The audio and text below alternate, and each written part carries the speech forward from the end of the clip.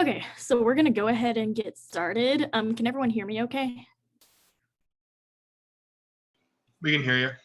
Awesome. Okay, good. So for those of you that are just now showing up, don't forget to say hi in the chat box to get credit for this meeting. And then the shirts and the masks are here and they're available. So be sure to send me an email or message me on GroupMe. And just let me know when I can meet you on campus. I know I'm on campus every Monday, Wednesday, and Friday, or we can do a porch drop-off / pickup, whichever is easier for you. So just make sure to message me and let me know when you want it. You have until the end of the semester on April 29th to do it. If we don't receive anything from you on April 29th and we happen to reach out to you, after that, then the shirts and the masks become SHAMOS property and we'll be able to sell them later. So definitely make sure that you let us know how you want your shirt. And if you want it shipped to you, we can do that too. It costs about $5. So just, keep us updated, let us know what you want. And then if you're graduating, also be sure to email me because you do qualify for graduation cord if you've been a member for 2 consecutive semesters. Just make sure to email me by April 1st. So if we need to order more, we can. And the 2 consecutive semesters can be this semester and last semester, or it can be if you were a consecutive member for 2 semesters like a year or so ago, then that counts as well. So just make sure you let us know. Like I said, by April 1st, so that way if we need to order more, we can. We want everyone that's able to get a cord to get a cord. And then we are still having the shirt sale that will end on April 1st. So if you guys want any of our old semester t-shirts, if you don't already have it, all the benefits are going to go straight towards the VAWA Health Initiative. And these are the designs that we have. Just make sure to let us know what size you are because not all sizes are available in everything. So just let us know what size you want, and then we'll let you know which designs you can pick from. And then some volunteer and hour opportunities for the rest of the semester. So each meeting is 1 hour. And then we do still have blood drives for March. It's, I believe, the 30th is going to be the last one for March. And then in April, we have 3 more. And then also food donations to the Sam Houston Food Pantry. So 3 items for 1 hour. And then the same for Rita B. Huff. And then the Alzheimer's Association and the American Heart Association, if you donate $5 to them, that's also worth 1 hour. And then the Safe House, so every 3 items that you donate to them, there will be 1 hour. Or if you have a lot of clothes that you just need to get rid of, whether it's because you're moving or you lost some weight or, whatever your reason is, if you have a giant trash bag full, that's worth 10 hours. And they only take 2 bagfuls per person. So the max you can get from that is 20 hours. And then also the vaccination drives that we have in April. And these are the dates for the vaccination drives. And they have it split now into 2 shifts, so 8:30 to 1 p.m. or 1 p.m. to 5 p.m. They have a lot of weekdays, but I noticed on the April 15th that it is full, but someone may cancel, that kind of thing. So just keep a watch on it. We did send the link in the email, but it's also in the welcome packet. So make sure you look at that if you want the link to sign up. But there's a Tuesday, a couple of Thursdays, and then a Friday, and then there's 1 Saturday in April. So that'll get you a lot of hours depending on what you sign up for, like what shift and how long you stay, or if you sign up for both shifts. But regardless, the only 2 positions you can sign up for is a runner or a data entry person. So make sure you're only looking at those 2 positions. And then there is going to be a physician assistant virtual fair. So if you're interested in being a PA or considering being a PA, we did post the registration link also on the welcome packet and in the last email, I believe. It's going to be April 7th from 9 a.m. to 9 p.m. So you can get 12 hours from it if you're interested in doing that. And then there is also a DO virtual fair for medical school expo kind of thing. And the registration link is also posted in the same place. That's going to be on April 13th from 12 to 6. So it's a little bit shorter. It's going to get you 6 hours. But if you're interested in possibly going to osteopathic medical school, then this will be something really good to go to. And so the rest of the blood drives that we have the 30th and then April 8th, 19th, and 20th. We do have flyers. So if you can't donate blood, make sure if you want to pass out flyers, just message me or Denise, and then we can get you some flyers. They're all from 12 to 4:30. And whenever you do pass out flyers, you don't have to do it the day of the drive or at the time of the drive. You can do it whenever you want. So if you are only on campus a certain day, just let us know when you want the flyers. We'll give them to you, and then you can pass them out whenever you can. And then you do get 2 hours for donating red blood cells, and then an additional 2 hours on top of it for donating plasma or double red blood cells. And then 1 hour if you try to donate, but then you get rejected for whatever reason. And then these, like I said, these are all the dates. There's Denise's email, and then mine is all over this PowerPoint. So hopefully you guys, maybe you'll memorize my email by the end of the semester. And then this is our blood drive coordinator's email. So if you have any questions specifically about whether you're eligible to donate, she'll be able to answer you faster. And then this is for the month of April, all the speakers and information that we have for you. This is just a screenshot from our welcome packet. So make sure you look at it. If you're interested in coming to these things, make sure you put a pin in it, make sure you save it. And then just, set a reminder. We'll send out reminders too. But so far, this is everything that we have. I did forget to add the DO thing on here, but it'll be on here later today. And then we do have some officer positions open. So we did add one position from our last meeting, and that's going to be the historian. So we have the philanthropy chair, and you're in charge of scheduling and managing the blood drives and any type of volunteer and service activity. The treasurer manages the finances and financial decisions, and the historian is basically in charge of social media and documenting literally the history of the organization through photography. And then the social events chair is in charge of planning and scheduling in-person social events.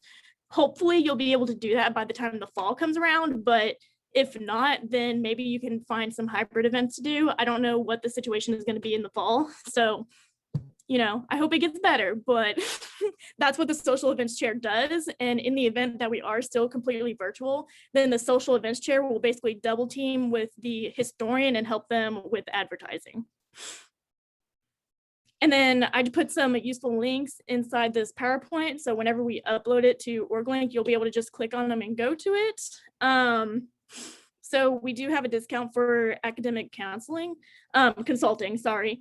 They will be able to help you with your application, whether you're going to nursing school, PA school, medical school, pretty much any type of post-undergraduate degree school, they'll be able to help you. And I know specifically for pre-med students, they also help with Casper exam prep if you have to take the Casper exam. And then I also have some information about the MedSec. So for those of you that are interested in doing the MedSec eventually, you can look at it there and see what all you need to do. And then also advising is open. So if you haven't gotten advised, definitely get advised, because I know this week registration started opening. So, definitely get advised. And then that's mostly what I wanted to talk about today. And then these other two are just like some extra information. And then our guest speaker is Miss Monica from Texas Tech. Whoops. Oh, there we go. Okay, so I'm going to enable it so that you can share your screen. And then I believe you should be good, Miss Monica, if you're in. I think you are. Yes. Hi, can you hear me? Yes. Yes. Hi. Hi, everyone. Hi, I'm Monica, Assistant Director of Advising and Recruiting at the Foster School of Medicine in El Paso, Texas. So thank you for inviting me, Morgan. I'm, excited to be here and talk about my school.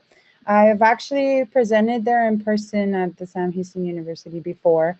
So I've definitely, I'm familiar with the school and everything. So again, thank you. And let me go ahead and share my screen.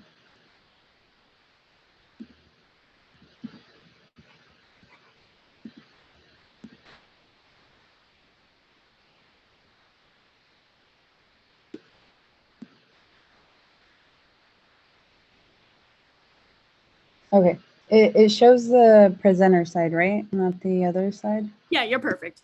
Okay, cool. Alrighty then. So again, thank you for having me. So Monica Galindo, and like I mentioned, I am here with the Paul L. Foster School of Medicine in El Paso, Texas. So just a little bit about our university. So we're under the Texas Tech University system. So this means that, Texas Tech University, the one in Lubbock, is obviously under there. The Angelo State University, the Health Science Center in Lubbock, and then we have the Health Science Center in El Paso. So this is kind of like the Texas Tech branch, sort of like the UT branch, has UT Austin, UT Dallas, all those UT schools. Is the same here with us in the Texas Tech system. So under the Health Science Center in El Paso, just so you all know, we are an independent university. So that means that, you know, we still share the name with the one in Lubbock, obviously, but we have our own policies, our own rules, curriculum, everything. A lot of times students still think that we're like a sub school to them, since they come up to me and they tell me, oh, you know, the main campus in Lubbock. And it's not so much that it's a main campus, it's just we're completely two different schools. So obviously under that, we have the Paul L. Foster School of Medicine, which is who I represent. We also have the Gail Grieve Hunt School of Nursing, the Graduate School of Biomedical Sciences, and we are going to welcome our first opening class for the Woody L. Hunt School of Dental Medicine. So if I know this organization is for all those that are interested in different types of healthcare. So Texas Tech and El Paso does have these schools as well that you can obviously look into. So a little bit about the Foster School of Medicine. Like I mentioned, I'm here presenting about the School of Medicine and, you know, becoming a physician and everything. So our class size is growing. We did start off with a you know, charter class of 2009 with 40 seats. So last year we just celebrated our 10-year anniversary. And as you can see, it slowly has been climbing up. We were at 100 seats for a while until you know, 2019, and then this year we're about to welcome 120 students into our class, matriculating class. Eventually, the 10-year plan is to cap it at 150 students or 50 seats. So some features of our medical school: we have state-of-the-art facilities, innovative integrated curriculum, early exposure to patients, commitment of faculty to teaching, exposure to traditional binational and border health medicine due to the fact of where we're located, obviously. Smaller class size, which is actually an advantage, and research opportunities. So I'll actually explain all of these throughout the presentation or go more into detail. So this is the medical education building, which is where the medical students have most of their courses or their classes in here. The simulation lab is in here as well, where they get to you know, meet with the standardized patients and everything. We also have the medical science building, which is right across. That lawn is in between, as you can see it. It's a BSL Biosafety Level 3 lab. And so the students are able to do research there if that's what they're inclined to, but it mostly houses the graduate students, those that are getting their master's in biomedical sciences. Eventually, I heard that there's talk of getting a PhD program. So if that happens, I'm sure we're probably gonna also partner with them to have like a concurrent degree as well. But yeah, so right now it's just the biomedical sciences master's program. Obviously the medical education building, like I was mentioning, it's a 4-story building. And I say state of the art because since we have been open for 10 years, that's how long the building has been, you know, up. So everything's fairly new, and obviously they update as needed. We actually just opened a new building, the Medical Science Building 2 is what it's called. Everyone's already calling it like the dental building because a lot of the simulation lab for the dental students will be there, but everybody can use all 3 of the buildings really. There's no limit of where you can go study or go, you know, be in. So the medical education building actually has a microbiology lab, which is the one you're seeing there. And one thing that you're going to notice throughout the pictures I'm going to show you is that mostly everyone is always in group work. So, or is in group environments, not group work, sorry. The reason for that is obviously because we want the students to be in groups and learn from that. There's so many benefits from being in groups. So I'll explain that in a little bit. But one thing I do want to point out here in this lab, if you all can see the mountains in the background, that's not photoshopped or anything. That's actually how it looks like, where those are the tail ends of the Rocky Mountains. It's a great opportunity for those that are really interested in outdoor activities like hiking and everything. I go hike those mountains there. They're actually very challenging, but it's nice once you get to the top. And that's the way it looks. And El Paso actually is always very sunny as well. 350 some days of the year is actually always sunny. So it rarely rains, or it's rarely cloudy. And when it does, people are actually really excited here. But it's always, El Paso's nickname is actually the Sun City. So we also have the physiology lab. And again, as you guys can see, everything is in group environment. So for example, in this lab, some of the courses that go through here are, for example, one where they'll get the nursing students as well as the pharmacy students from UTEP, which is the University of Texas at El Paso. It's our undergrad there here in El Paso. And we bring all these healthcare professions, or these students that are in the process of teaching or learning these professions, and we put them together and we give them a clinical case, and they have to work it out together. So since they're in school, we already are teaching them how to work with different types of professions, because we believe this is important for them, since once they go into the clinical setting, the hospitals, obviously they are going to work with so many different types of health professions. So we already have them, working and seeing how it is throughout their studies. But again, everything mostly is in group work. Having a small class size, a smaller class size, just because some other schools have up to 250 students that they matriculate, but with us having 150 students, it allows for more group work. It's always between 5 to 6 students that are placed in groups to do throughout the year, to do different types of cases and things like that. We have an anatomy lab. So our anatomy lab is actually on the 4th floor of the medical education building.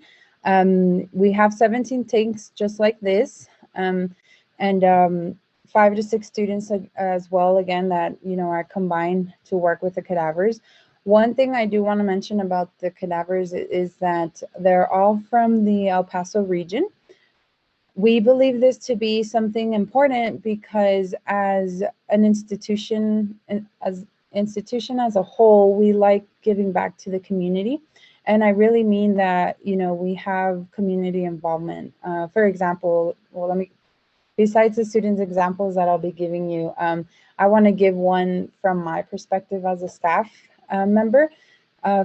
So we actually get the opportunity to sign up to do, during our work hours, to go and volunteer at different places around the El Paso area. For example, on Monday, I'm actually going to go volunteer at the animal shelter the whole day, and it's like a work day, and we get well, it's not that we get credit, but we are allowed that opportunity if our supervisor allows it. Obviously, we're allowed the opportunity to go and do volunteer work representing Texas Tech as an institution, like I mentioned. So it's very important for us having community service. And so that's something I'm going to touch on once I talk about the requirements that we're looking for in students. But going back to the anatomy labs, sorry, I kind of strayed from there, but going back to the anatomy labs, the cadavers are all from the El Paso region, and we keep it that way, again, because we want the students and the institution to give back to the community in that sense, where they'll do research based on, if they start seeing a trend of these cadavers, the people passing away because of the environment, or learning about the environment, or the type of food and things like that. And so it's a sort of research as well to give back. So that's why we keep it to the to cadavers from the El Paso area. They're all donated. It's not like we go and get bodies from elsewhere. We have student facilities. So this is actually changing now with the new building. We're getting a cafeteria. So this kind of used to be like the cafeteria. It was fairly small, but again, since we don't have a lot of students, it's not like it ever got packed. So definitely getting a bigger cafeteria. The new building actually has a 500 seats, 500 people auditorium. So we're all excited for that, because we've Sometimes we have community events where we can't fit so many people because we used to have just 100 seat auditorium, but now, you know, we're growing as an institution, we're growing as a healthcare area here in the El Paso area. So it's a really great opportunity for those that are interested in, you know, being part of that growth. So we also have simulation exam rooms. As you can see, there are exam rooms just as, you know, a doctor's office. And this is a great opportunity for students to practice with the standardized patients. So for those of you that don't know what standardized patients are, they're basically people that are paid to act depending on the type of case that, you know, they're working on. So here actually is a great opportunity for me to talk about our curriculum. So our curriculum is actually an integrated, innovative curriculum. So what I mean by that is that everything revolves around clinical cases. So we want the students to learn not so much about the disease and then what the symptoms are, but be able to look at the symptoms and deduct to find what the disease or illness might be. So we obviously allow them to have that critical thinking skills. And so for example, if it's chest discomfort week or chest discomfort case, the students will go into the standardized patient room and they'll, you know, go in, and then the standardized patient will come in saying like, oh, my chest hurts, this and that. So it gives the student the opportunity to do two things. The first one, you know, obviously to think about what they learned and learn what questions to ask to be able to, you know, help the patient. And then the other thing would be that it helps them on their bedside manners, obviously. So since week one, the students definitely get to start working with standardized patients. They don't wait till later to be able to have any hands-on. And the same goes with the mannequins. So we have a clinical simulation room, or a clinical simulation, not room, like a big area where we have medical mannequins, as you all can see, virtual endoscopy and colonoscopy, you know, digital imaging and recording. So these mannequins are a great way for the students to be able to make mistakes. I like saying that because this is a perfect place to do so, instead of once they actually go into the, instead of them actually going into the clinics or hospitals and, you know, making the mistakes there. So definitely with the curriculum involved, you know, instead of taking, you know, several classes or taking like a biochemistry class and then 8 weeks you take the exam and then you forget and then that's it, you go on to the next topic. No, everything revolves around the cases again. So again, going back to the clinical case, let's say to the chest discomfort case, the standardized patient, they'll work on that and then they'll come in with the medical mannequins and they'll listen to the heartbeats, to the breathing, to the, you know, to see what might be that's causing that discomfort to the patient on the in the chest. So all of the sciences and all of the hands-on are put together. So for example, also in the anatomy lab, the students will actually work on the cadaver and they'll look at the anatomy of the chest. So everything kind of, that's why it's integrated, because everything will go together. The medical skills, the basic sciences, the hands-on and all that. So since it goes all together, it's integrated, and it has proven to be it has proven to be useful because the students get to really understand why one thing happens because of another, not so much just memorizing. So by actually understanding why one thing happens or what the reason of why it happens, they actually have done better than national average on the USMLE's scores and everything, and from the national average, you know, that the students get to take the exam. So we know that the curriculum is definitely working. So other things that the students definitely get to do since week one is volunteer at our clinics. So we have several clinics, the El Paso Rotocare Clinic, the Sin Fronteras Border Farm Workers Center Clinic, which is mainly for migrant farm workers and for those interested in primary care. El Paso Baptist Clinic, the medical student run clinic, and the mobile medical student run clinic. So like I mentioned, week 1, if you want to start volunteering, you're more than welcome to. And obviously this is a great opportunity to get those bedside manners in and just start looking at medicine at a different perspective. So the medical student run free clinic, we are proud of this clinic just because the students obviously opened it. And this is a great opportunity for those students that are interested in having their clinic in the future.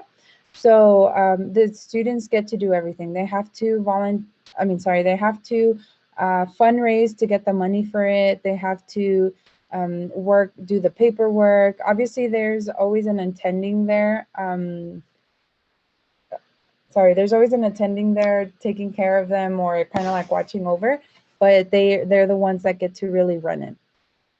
And so now they have a mobile clinic, like it was mentioned there, and they got it once COVID started, so I'm not sure if they're up and running yet, but definitely the students get to have that opportunity to see how a clinic works from the business side as well. So one of the features I had mentioned at the beginning was our faculty devoted to teaching. So what I meant by this was that, you know, we have over 250 physicians in our hospitals and clinics. And so our school is very big as well on giving the resources for our students to be successful. And a big resource that we believe for the students to be successful is obviously the teachers. So when the teachers are hired or faculty is hired, they are told, you know, 80% of the time is going to be for you committed to exclusively teaching the students. And the other 20% is going to be, you know, if you need to go do any type of, go and see any patients or do any type of research or anything, but you're there for the students first. So, you know, they're dedicated to creating outstanding physicians. So we actually have a medical education department, meaning that all of these not all of the faculty, but the ones that, you know, mostly teach a lot, the first and second years are actually there they have their office hours and everything. And so because of the small class size, the student to teacher ratio is like at a good balance. Just because, again, we want the students to be successful, and having the resource of the professor there definitely aids them in being successful. So something else about our school, so we actually do research as well. Like I was mentioning, the medical science building houses a biosafety lab there. But some of the research, again, because we're big on giving back to the community, we do research that the community is looking for, or that the community needs, really. And so these are the 4 types. It's the Center of Excellence is what it's called. So we have the early breast cancer in Hispanic women. We have diabetes, obesity, just because of the nature of being predominantly Hispanic in the El Paso area. Infectious diseases like HIV, encephalitis, and then obviously neurosciences such as PTSD and traumatic brain injury. For those of you that know or know anything about El Paso or know some, we actually have the 2nd largest military base in El Paso. It's called Fort Bliss. And so that is why we do partner a lot with them, and that's why there's a lot of neurosciences involved in research. That means that orthopedic surgery is actually fairly big as well. So although we might not be like a big research school, we still have incorporated research into the curriculum for the students because we believe it's important for them to be able to know, you know, how to do some sort of research, since it's not necessarily recommended for students when they apply for medical school. So we have what is called the Scholarly Activity Research Project, which is SARP for short. So this project can be clinical research, basic science research, or population research. It is very flexible. It can be done within the 4 years of, medical school. It can be done if you go back during the summer, if you go back home and you want to continue your research if you were doing it, or if you want to do research that with a mentor, with a previous mentor, you can definitely do that as well. So like I mentioned, it's very flexible, as long as you meet the criterias, which we actually have a faculty devoted to just the SART project to help out. And so as long as the requirements are met, you do a poster presentation, and that's pretty much it. You already have like that requirement already done. So like I mentioned, you can do it first year, second year, third year, or fourth year, whenever you'd like. So other features of our school are these academic distinction and concurrent degree programs. So we have an anatomy distinction program, and this is basically for students that are interested in pursuing a surgical specialty, such as radiology or sports medicine. So this program is, again, you work in the anatomy lab, but what it does is that it focuses more on anatomy. So we have moved from a dissection approach to a prosection approach. So what that means is that the students that are in the anatomy distinction program get to actually like full body on dissect the cadavers when they come in. And so they basically prep them for the first year students. And this first year students get to do just prosection. And prosection is more smaller type of dissection, basically, where they don't actually have to, like, cut the ribs or, try and open the skull or anything like that. That's already done. So they'll just do like little small cuts if they have to like open to see the veins or things like that. So that's so it's a full like 6-week course where they do full on anatomy. And then they also get to become, the SART project also has to be in something anatomy related. And then they also get to become TAs, and I'll explain the TAs in a little bit, but they also get to become like tutors for other students in anatomy. So if you're in the anatomy distinction program and you meet other requirements and you do everything that's needed, when you graduate, that'll actually be on your diploma as well. So this helps for, again, if you're interested in any of those specialties, when you apply for residency, it definitely will look good that you have done more research than normal. Another distinction is a research distinction.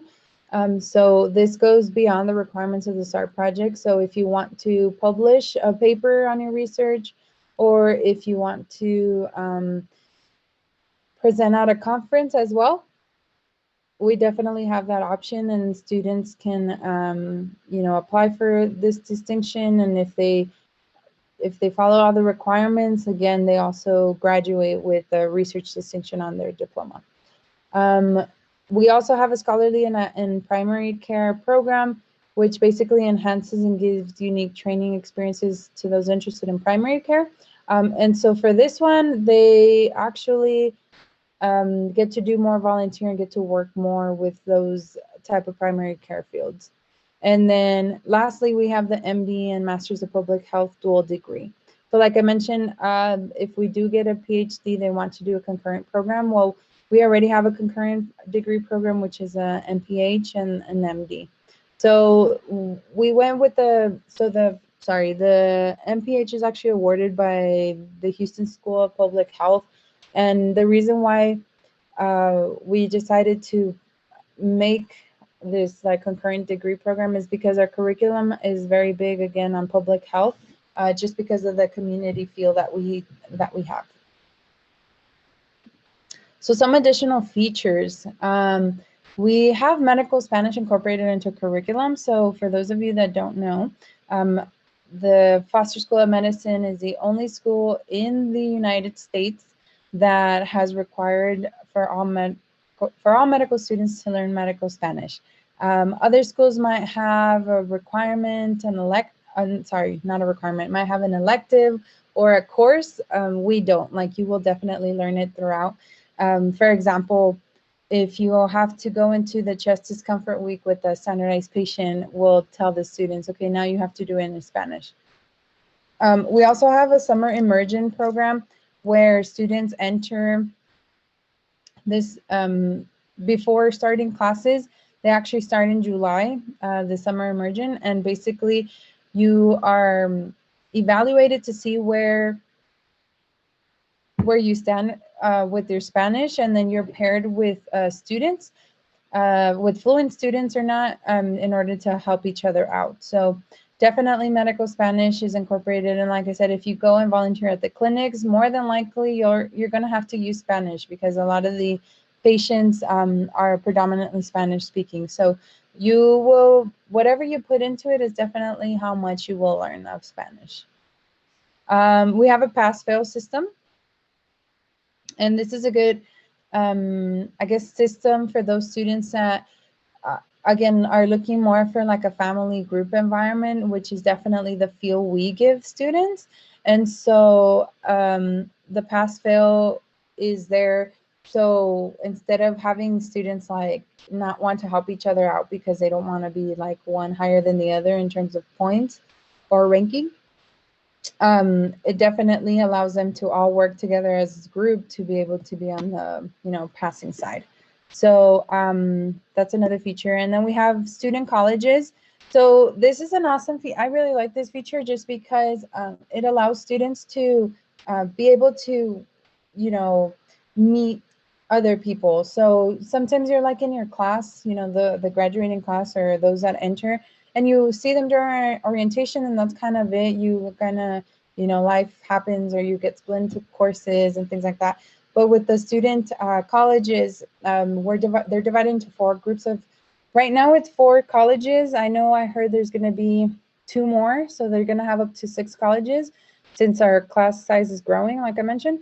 And basically you're divided in those colleges, and you get to, the main purpose of the colleges is for the students to obviously get to have that group environment, but they do something that is called Master's Colloquium. So each college has a total of 2 mentors. One is a PhD, one is an MD. And so they're there as mentors when it comes to anything. They can be counselors too, you know, if the student ever needs help on school, or even like if they're having a personal problem or anything, they're there for them. And so the Master's Colloquium is where they get together and they talk about controversial topics a lot of the times. That these are just topics that go beyond the curriculum, things that you can't really incorporate in it. And so it could be anything from medical jurisprudence, medical ethics, you know, euthanasia, abortion, organ donation, like all these topics that doctors have to be aware of. And so they definitely get that opportunity to discuss, you know, all these issues through the college system. And then we have the Medical Student Teaching Center, like I mentioned earlier about the TAs. So the 4th years, tutor the 3rd years, the 3rd years the 2nd, and the 2nd tutor the 1st. So obviously 1st and 2nd years are the ones that use it the most, just because they're just starting off, right? And so it's free. It's definitely there for the student to take advantage of. So some of our clinical sites, we have the William Beaumont, which is the Fort Bliss or the Army Hospital.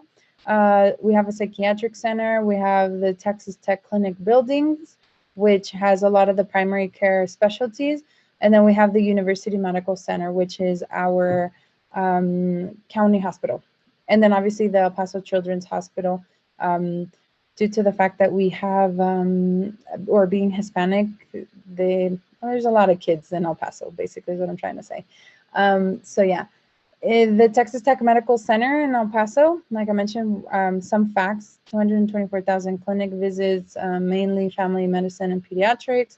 The University Medical Center, which is a county hospital, was selected in 2008 as one of the top 100 hospitals in the county. So it's a good hospital. It's a level 1 trauma center. So anything within a 250-mile radius definitely, or any trauma within a 250-mile radius will definitely go to UMC. And it's a home base of 9 Texas Tech graduate medical education residency programs. Anesthesiology, emergency medicine, family medicine, all those that are definitely listed there. And then we have partnered with other hospitals as well. So our whole institution is really growing in terms of affiliation and partnerships for the students, obviously. So student life, we try and keep a balance for them. And again, like I mentioned, through the colleges. Oh, so something else I wanted to mention about the colleges that I think is really neat, besides the Master Colloquium, they get to actually compete within each other. So the colleges, there's like the blue college, green college, gold college, and red college. And so they get to compete. For example, they have like a lounge day and they'll play ping pong, or they'll play Smash Bros or Mario Kart, whatever it is that they have there at the time. And then whoever wins, like, you know, that they take points for that. They also have like a outdoor day, so they'll play kickball, volleyball, soccer, whatever it is that, you know, that they decide to make the competition. And then at the end, the volunteer hours also count. So whoever has more volunteer hours and whatnot. So there's different competitions that they have, and at the end of the year, whoever has the most points obviously wins like the Masters Cup, or the College Cup, sorry, that's what it's called, the College Cup. So they actually talk about it and joke around saying it's kind of like the Harry Potter houses. And it definitely is, kind of sounds like it, even like winning the cup, you know, at the end of the year. So so some requirements. So now going into the actual, you know, what we look for in our students. So if you're interested in going into medical school, these are the requirements. Just so you know, they're very different from like nursing. A lot of the times, a lot of students think that if they go into nursing, they can still go into medical school, and they can, but you have to go get these prerequisites anyways. So it's all the sciences, you know, biology, biochemistry, organic chemistry, physics, chemistry, statistics, English. As long as you have 90 credit hours, you can actually already apply, which is technically your junior year of college. But, you know, it is recommended to have a bachelor's degree by the time that you matriculate into the school.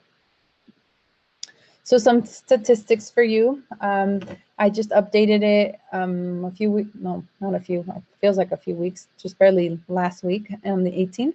I updated the stats, and so we had a 22% increase of applicants this year. I don't know if it was the pandemic or what it was, but, you know, we had quite a bit more students apply this year.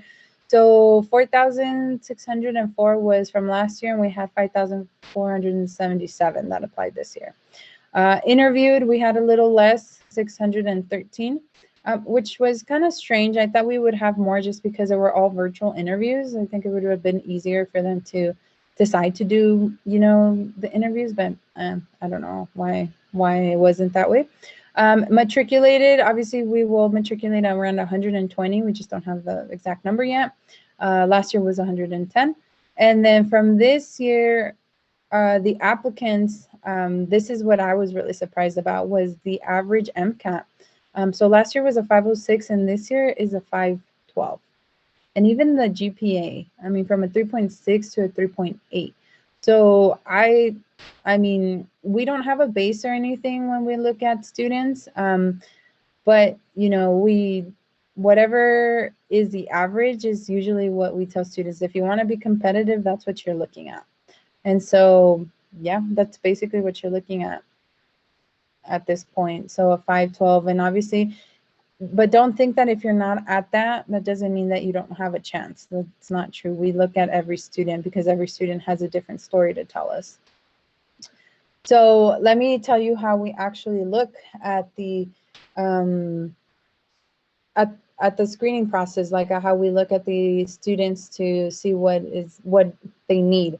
So we have a holistic admissions approach, which means we'll look at everything on the application. So that means cognitive factors and non-cognitive. So the cognitive factors, obviously, is your overall GPA, your science GPA, and your MCAT. Those are just hard numbers that any medical school will look at, really. And so that will be looked at. And then also the non-cognitive factors. So this is everything that's on the application. If you guys actually go on to TMDSAS and download the handbook, you will definitely see every of these sections. But let me point out the two major ones is actually health-related activities and community volunteerism. So, you know, I was here earlier and listening to what Morgan was saying about all the hours that you guys can get doing all these community service. Honestly, that's probably the easiest way to get them while you're in school. because once you graduate, it's kind of hard, you know, since you're not in school, you're not in an organization that you can hop on activities anymore. You have to go out and find your own community service or find organizations to work with. So definitely try and get as many hours as you can during school while you're still in college. Obviously, we'll look at your personal statement. Your letters of recommendation are important as well. You know, that's something big. And so I always get this question. So just so you guys know, it's minimum 3 letters of recommendation. And I always get the question of who should be your letter writers, right? So since you all are still in school, having a letter from a professor, a science professor, biology professor, well, I guess it doesn't matter if it's biology, more in the sciences. That's what we want to see, just because we want to see how your side, like of how you are in school. And then we like to see something from your healthcare related activity from a physician more than likely. And then obviously something from your community service, a supervisor, someone that was there that helped you through the community service. Or it could be another physician, or through your job, you know, if you work throughout school as well. So just having good letter writers will definitely aid you in that aspect as well.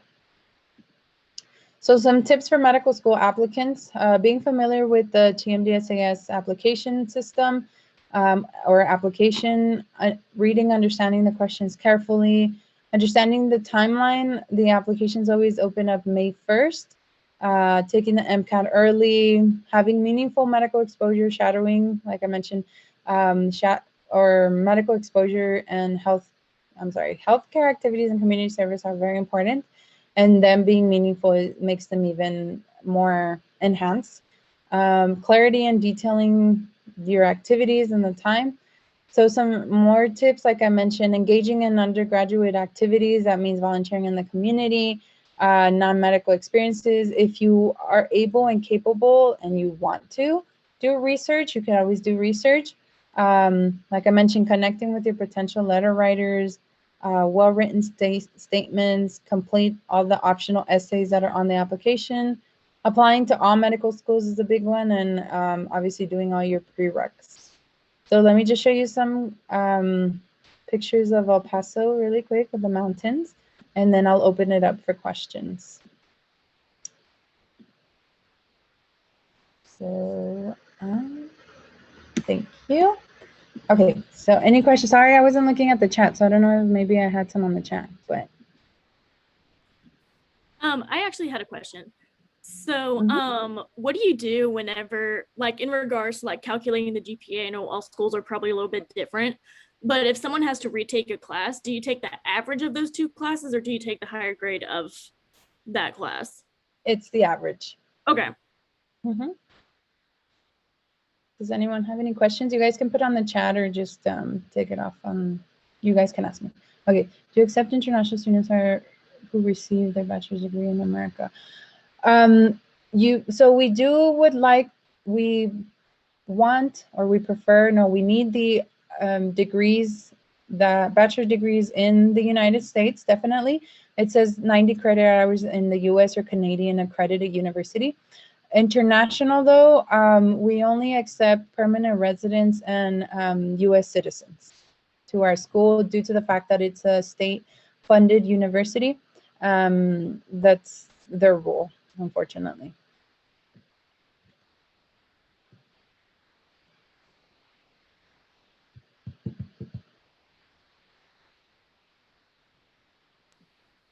I had a question for you. Yes. Just me worrying and fretting in case. I'm just thinking about it. What do you do with students who have a greater amount of trouble with learning Spanish, or those who just, I guess, aren't really adept at learning new languages? Yeah, no. So you definitely will have mentors throughout the way. So a lot of your classmates, some of them are fluent, so you'll be definitely partnered with them. And then mostly all the staff members and everyone, all of them know Spanish. So it's not a course, so you won't be tested like if you don't. It's just it's whatever you put into it, basically. So if, you know, if you don't, if it is harder for you, as long as you know the conversational, like a simple hola, ¿cómo estás? You know, how are you kind of thing. You know, that's a good thing to start off with. And then obviously you can become more fluent if you definitely allow yourself to speak it with the patients. But it's not like graded or anything. So it's not like you can fail or flunk out of the Spanish course or anything like that. Mm-hmm. Okay. All right. Thank you. Yes, you're welcome. All right, I just had another one on your holistic application. I saw leisure. So one Yes. thing always like bothered me with like seeing like medical schools say like we do holistic or we look at you holistically. I always thought like why leisure? Like I mean I can understand like oh yeah we take a lot of people from this area who like hiking or whatever. Other than that I never really got the purpose of it. Yeah, no, of course. Let me tell you what the purpose of leisure is. Okay, so there's several reasons. So one of the biggest ones I like to say why leisure is because the students, we want to see what do you do on your time to relax? Like these are your hobbies. So what is it that we need to know that you know how to balance everything, you know? So obviously you're doing your healthcare, you're doing research, or you're doing your classes, you're doing everything else. And so what do you do in order to de-stress? So if it's to go hiking, if it's to go do this, so we need to see that you are capable and know how to do that. So that's one thing. Another reason, a lot of the times, you know, by putting leisure, it actually helps you if you're invited for interviews, because let's say you get someone that is interested in the same thing as you, that can always be a topic of conversation that you guys can start off with. So don't shy back also in putting leisures, but at the same time, don't put more leisure than healthcare and community service, because then it seems that you just spend a lot of time, you know, during your leisure stuff than actual doing anything else. So yeah, so they are important to us. We like to see what else is it that you're doing to be a well-rounded applicant. Okay. And do they ask you to quantify the amount of leisure or is it just like listing stuff? It does ask you to quantify. It does tell you. So just kind of like a brief estimate of what you think. All right, that's fair. Mm-hmm. Okay, so there's one on the chat. Are y'all taking into consideration the fact that a lot of applicants were not able to? Are we expected to have the same? No, yes, we obviously this year we are aware that you know, there wasn't a lot of time to, or obviously everything was closed down, so you guys couldn't get as much hours as possible. But let me put this into perspective to you as well. So let's say you were applying this year, or let's say you're applying this year. That means that technically you would only have last year without any hours, but you should have had like your freshman and sophomore year already with hours if this was your journey to start off with. So we expect to have seen those hours, but obviously we will see the dip if you weren't able to do anything this year. But also it could have been your opportunity to really think outside the box. So you know, there's been students that did a lot of virtual community service or did the e-shadowing, e-scribing, all of that. Obviously, again, maybe the opportunities weren't available for everyone. Every story is different, so that's why we do a holistic approach. And if you know, if you just couldn't, because I mean, COVID took a toll on everyone. I want to say it didn't on me, but it really did. It's just a weird. We lost a whole year, guys. So it's just crazy. So I totally understand. And we are flexible with that. But again, you know, we also know that now, at least now, the governor already announced that Texas is open. So a lot of students are already are going out there and getting more hours. So, you know, we would want to expect to see things starting from like March 2021 already, that you're already out there volunteering or doing healthcare activities. But no, it's not going to affect you. In other words, I mean, we will look at your whole application again holistically. Mm-hmm. You're welcome. Any other question, guys?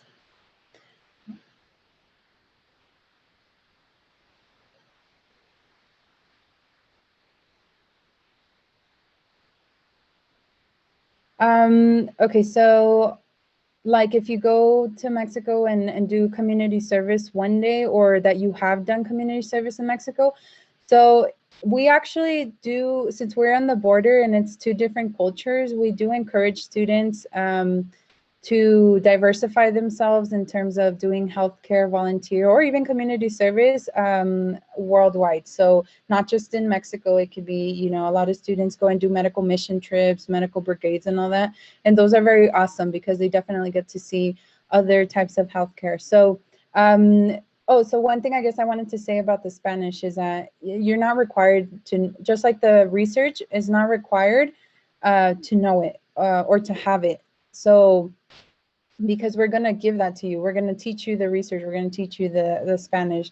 So, but if you already have, you know, let's say volunteer work in Mexico, or that you've already been working with Spanish speaking populations, obviously that is more highlighted on your application, and we're more interested in you because we're like, okay, this person will definitely be a great fit if they were to come to El Paso, because they already know the type of population, they know the culture, they know the language, of course, and so you will thrive and be successful in the environment that we have to offer. So, yeah.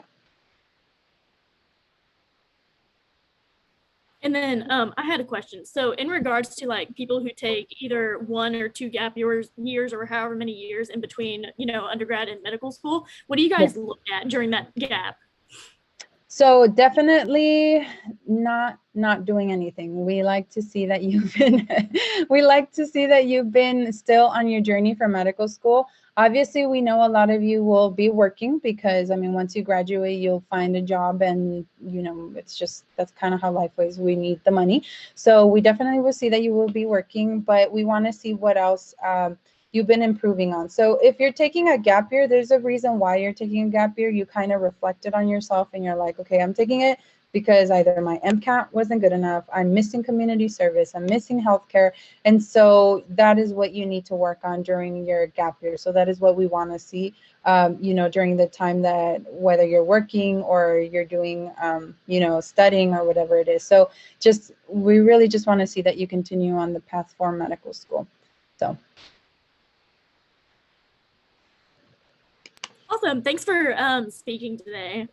Mm-hmm.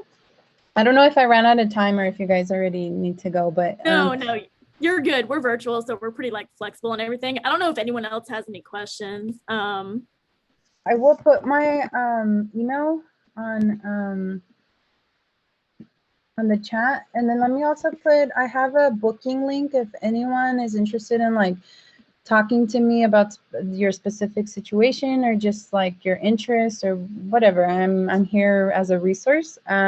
Let me put a booking link on there where you can make an appointment with me, and I would definitely be happy to speak with you, whoever would like to. And so right now, I'm fairly booked for the next 2 weeks, but it's because I'm doing application reviews because match just happened. So yeah, whenever you find a time frame on the link, you can definitely book yourself in there.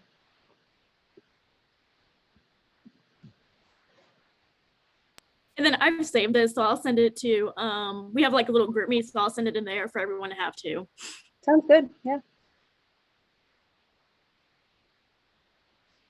I'm not sure if anyone has any other questions, and if not, like I mentioned, definitely email me, or we can have a personal chat, phone or virtual. Well, no, usually on that one's just phone, so we can do phone, definitely.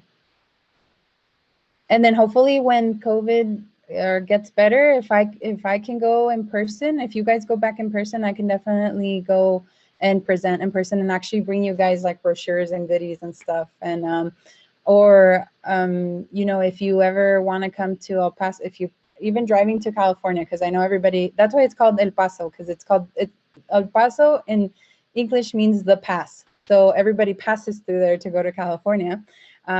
So definitely, if you're going to California and you want to pass through there and stop and go say hi and get a tour, we can definitely do that as well. Okay, so common mistake you see in applications.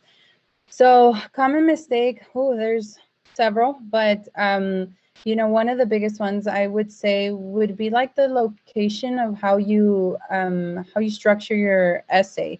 So I'm sorry, not your essay, how you structure your activities. A lot of the times students put like healthcare, community service, thinking it's healthcare. So for example, let me give you well, obviously an example. Let's say you're in you're volunteering at a hospital, but all you're doing you're in the like checking in patients and just walking them in and then doing filing paperwork and all that. Although you're in a hospital setting, unfortunately, that is not healthcare. That is more community service. Under healthcare, what we're looking for is actually the patient interaction. So let's say you check in the patient, but you bring them in and you actually do the triage for them, then that's already healthcare activity. So just knowing where to put your activities under, I think that's one of the common mistakes that a lot of the times stops students from getting interviews and stuff. And I know because it's happened. I've talked to students and I'm like, okay, I tell them, I feel like this is all over the place. Okay, let me help you like rearrange where things are supposed to go. And then the next year, create like they don't really add, I mean, they still add hours from what they were doing, but it wasn't like a huge change from one year to the next.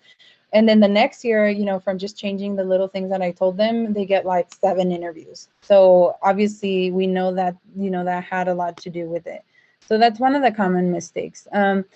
I don't want to say this, but we do see it a lot, is like misspelling and things like that, which is like, oh guys, you should have checked your application before, but it happens. So those are some. Obviously there's others, but every application is different. So I do application reviews as well. So if you were to apply and not get in, I definitely can go over your application and we can check to see, okay, let's see what it is that could have gone wrong. That can definitely help you. So.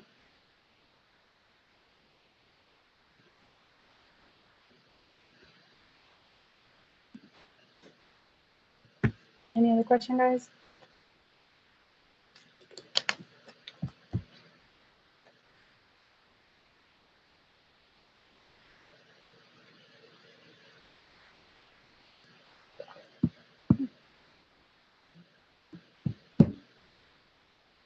Of course, I am here, and like I said, you guys have my email and everything.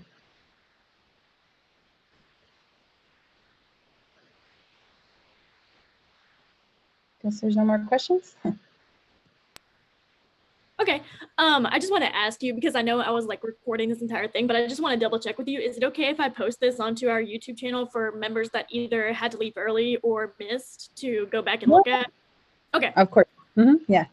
Thank you so much. You're welcome.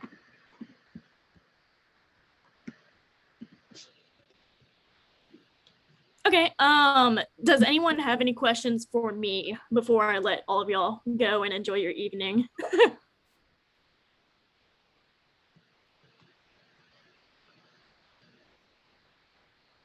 Okay, I don't see anything in the chat, so I guess everyone is good. You guys all have my email, you have my GroupMe information, all of that. So if y'all need anything, just let me know. And then thank you again for presenting today. Thank you. You're welcome. Bye, everyone. All right. Have a good night. You too. Bye.